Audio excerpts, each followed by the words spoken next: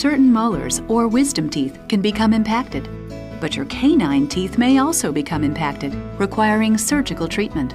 This video tells you more about that treatment.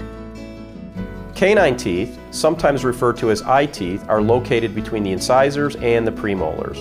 When these teeth are in a position that will not allow them to enter the mouth, they are said to be impacted.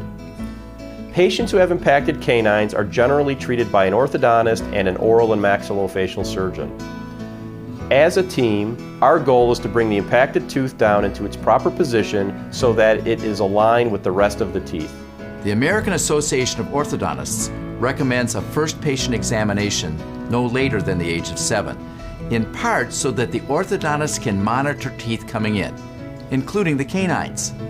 Sometimes the removal of a certain baby tooth or making space for a canine tooth avoids the development of an impaction and need for more extensive oral surgery.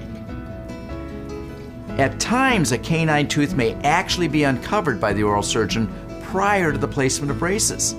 This uncovering can often allow the tooth to grow into the mouth, where the orthodontist will then put a brace on it when the rest of the braces are placed.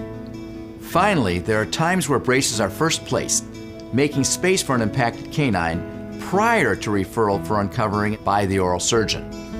Remember, though, that these are large teeth, often with the longest roots in the mouth, so to bring a canine into the mouth can literally take months.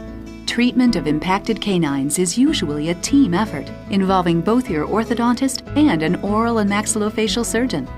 Your orthodontist will refer you to a surgeon who will meet with you to evaluate your individual situation, discuss the procedure, perform certain diagnostic tests, and schedule the surgery. For surgery, it's very important that the mouth be clean.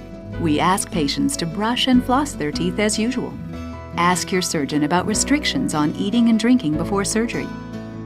Finally, it's best to go to surgery wearing loose and comfortable clothing.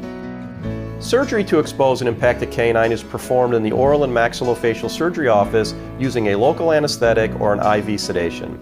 The procedure generally takes about 45 minutes. During the surgery, the surgeon uncovers the crown of the tooth by removing some of the gum tissue and bone that surrounds it.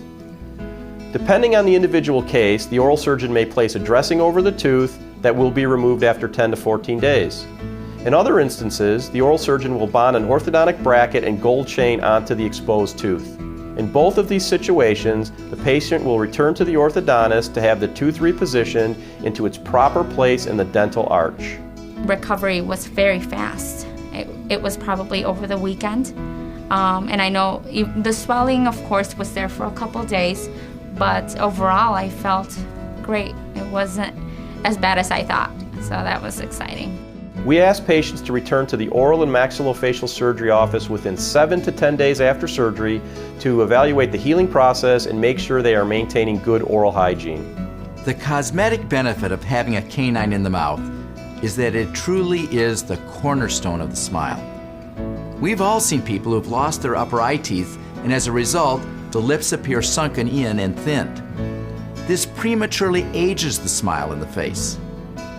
The roots of the canines provide the support for the corner of the mouth and your smile. Of course, I'm not done with my treatment yet, but I know the tooth is moving. It is coming down, and soon we're going to all have the excitement that that tooth is going to be out and they're going to be able to align it into place, and I'm going to have a beautiful smile at the end. The functional benefit of having the canine come in is that it allows the orthodontist to develop normal tooth-to-tooth relationships.